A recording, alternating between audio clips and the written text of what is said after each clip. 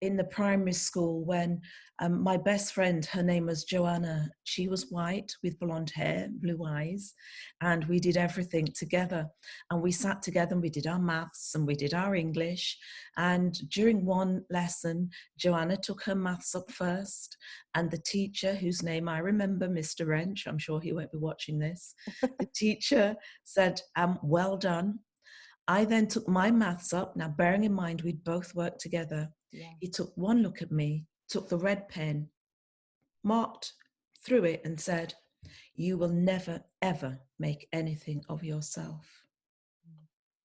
And so there are various points in our life where we recognize and realize that the only thing it can be is our difference. And then you have to stop and think, so what was different between Joanna and myself? The only thing that I could recognize that was different was my race, that I was a black child and she was a white child. And when I look back at my career and opportunities that have been afforded to me, when I really, really started to understand the difference that happens within public sector organizations was when I had trained a number of colleagues that were new into the team, trained after me. They were new into the team. I had inducted them and trained them into the new ways of working. A manager came and offered my white colleague a King's Fund leadership program, which, as you know, is a prestigious national program. I was offered a very low local leadership program, and I couldn't understand why that was. Later on down the line, the same colleague was offered to do her master's program. That wasn't afforded to me. I was then told, well, you could go and do this diploma program. And again, there are all of these examples, the only difference being actually she was white and I wasn't white. And there are a number of these incidents occur. And if we look at, let's take the National Health Service. If we look at the National Health Service, we know what the picture is. We know what the data is telling us, that actually if you're from a Black and minority ethnic community, you are less likely to be appointed from shortlisting. You are more likely to be the victim of bullying and harassment. You're more likely to be disciplined. You are less likely to be one of the senior managers, less likely, if at all, to sit on a board. Now, this is evidence. This is not us being emotional, as sometimes, people say we're being emotional. These are hard facts. And these are the evidence that is actually happening. When we look at today, we are in a crisis today with COVID-19, and we hear daily about the death rates. And we hear daily about the frontline staff, those heroes and heroines, frontline staff who are dying. And Anika, when you look and you see nearly 70% of those frontline staff who are dying are from a BME background.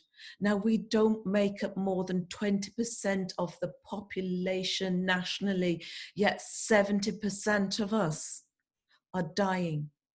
And Jacinth, I could have predicted this because 6 weeks ago, I just suddenly had this, I was driving to work and I wanted to cry because I started to think, hang on a minute, our Bantus to sevens who are in the front line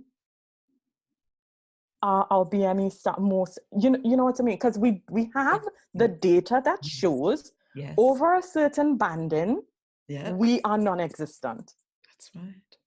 That's absolutely and that's the hard data. And it came over me in the car and I started to well up and I had to call one of my mentors and talk it through because it was 7 o'clock in the morning and I was thinking, oh my God, we're only 1 week into this and I've had this feeling and I'm not the only person. And now 6 weeks into the data is there to prove. And yesterday I heard someone say there's research into the BME stuff. Research? We don't even need to do the research. it's there. The facts are there. The That's right. facts are there. And I feel disheartened, and I worry. I worry for wonderful women that I have met over the past 2 years who they're asking, the government is asking people to come out of retirement or to go back into the field. And I think, why should they? You know, why are you asking people to give their lives? I think about the Windrush. I think about how we came.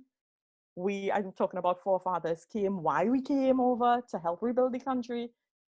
You know, just a few months ago, some of the Windrush generation got sent back. Like, there were so many things going on in my head. Yeah. I know I'm going off on one, but it's invoked so much feeling. And I go back to the injustice. And I suppose I probably shouldn't lead with injustice, but I do think there needs to be passion, and people need to wake up, and people need to see what's going on. I think for many of us, our people, we have a basic value around compassion And caring. And caring. Yes. And we hear anecdotally that, you know, our people, BME people, make wonderful frontline nurses. They're really caring and compassionate. And that's the feedback that we get from patients. However, you're absolutely right. That caring and compassionate nature shouldn't mean that actually BME staff stay at the front line, that we cannot progress in organizations, but nonetheless, we are there at the front line. Yeah. I don't know whether to say whether I'm fortunate or not. I was not called back into duty because I left nursing way back in 2003, and so therefore it's been a long time. But as a non-executive director on 2 health boards, I'm very much involved in some of the strategic decisions that are made. Indeed, this week I was on a phone call with a number of other non-executive directors in the NHS from a BME background, and we were talking about things like who has access to PPE. It's important that everybody has access to protective equipment, but actually we need to also ensure that disproportionately people from a BME background are not being discriminated against in relation to that access. What support is there for our staff? Is it appropriate support? I absolutely agree with you. We do not need another inquiry. We've had the Macpherson inquiry. We've had the inquiry into Victoria Climbier's death. We've had this inquiry, that inquiry. We've had David Lammy. We've had so many inquiries. We are inquiried out. We are. They all point down to some basic facts that actually we need to understand. Some of those basic facts put nicely point to sheer discrimination on the grounds of race.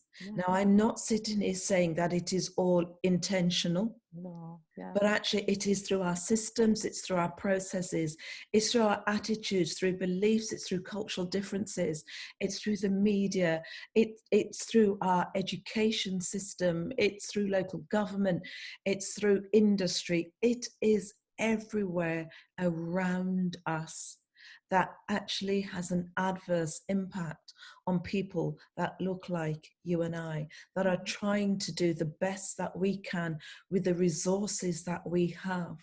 And very often the resources that we have are what's been left over. Yeah. The resources that we have are not at the same level as the resources that other communities have, that other groups have.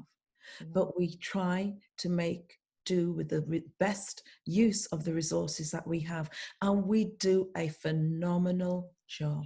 Yeah, I've often said I sit in a state of fine. Every time someone asks me, how are you? I'm like, I'm fine. And it may not be the truth, because what we do is, like you say, whatever we're left with, we take it, we use it, and we make the best of it. And I feel like it's not good enough. It's not good enough. We just had a pregnant nurse pass away from a BME background. Pregnant nurse. How sad. How sad. Nobody's talking about, certainly the reports that I got back from my work, through my work, nobody spoke about race, what race she was, until I sat down last night and actually looked into what race she was, because I needed to understand. I needed to understand. I needed to see. Mm. But because again, I sit in the place of being a Black woman. So And I think, yeah. Yeah, I think one of the points you made there was really interesting. When people say, "How are you?" and you say, "I'm fine." And I think, why do we say we're fine? We say we're fine because it takes a lot of energy to really explain how we are. Yes. Yeah. Sometimes we don't want to acknowledge how we are. Sometimes our history and our experiences are so ingrained in us, and there is a time when some of those negative experiences and that negative aspect of history rises up and causes an emotion that actually you don't want to have to explain. Yeah. Yes. So I can have a conversation with you and understand what that fine means by the intonation of your voice, by looking at you, the eyes, at your whole being. And I can say, "But how are you really, Anika?" Yeah. Yeah. But actually, oftentimes, how often can we do that with our colleagues, with people who actually don't look like us? Because then we have to sometimes feel that we need to get into a mode where we need to explain why I'm not fine. Well, I'm not fine because actually there's nobody that looks like me that sits on those on the corridors that make decisions. There's I'm not nobody fine that because influence. actually there are, the people that are dying, my colleagues in the NHS that are dying look like me, and I don't understand why they look like me. So there's a whole connotation There around is. I'm fine. And the words I'm fine are a defense. And Yeah. we know in terms of people's mental health that we need to keep asking that question. But we also need to understand that we can only ask that question or expect a response from that question if the person feels safe to do so. And so it really is beholden on us to ask other colleagues that look like us, family and friends, "How are you?" But to go a little bit deeper and say, "How are you? How really are you?" Yeah. You're Tell me about the absolutely things right. that you're happy about at this moment in time. Tell me about the things that are really, really concerning you. Just tell me. And Yeah. that's really, really important that we do that. That's how we connect. That's how we relate to each other. That's how my belief is that we are spirit beings. That's how we connect on that spiritual level that says we have a shared experience. I understand. Yeah. I empathize with you. That's what makes us different, and that's what makes us. Absolutely. And we should embrace that difference. Yeah, Going back to your absolutely. book, it's important to be different, and it's okay to be different and embrace that. Yeah. Oh, Jacinth, thank you so much for today. Thank you for taking the time, because I know you're on these boards and I know you have to make decisions. You have to, have meetings every day, because I certainly in my trust, we have about 4 or 5 different meetings every day about Yeah. what's going on now. Yeah. So thank you so much for taking the time to You're sit with welcome. me. And I'd just like to encourage people to Yes. go to my website, which Yes. is jacynthivy.com, and to download my free ebook. You will all soon be able to purchase the actual book, Yes. which has got 3 bonus chapters in. I've also recently set up a Facebook group called Accept Your Brilliance. My belief is that you are all brilliant, and that during this time of challenge, we need to share what's working well. We need to share what our hopes, our dreams, and our fears, and get support and advice through the storm. So whatever storm that you're facing right now, my advice to you is stay on the boat. And my advice to you also is to acknowledge your difference and to really embrace that and understand it's okay to be To be different. different. Thank you so much, Jacinth. Thank you.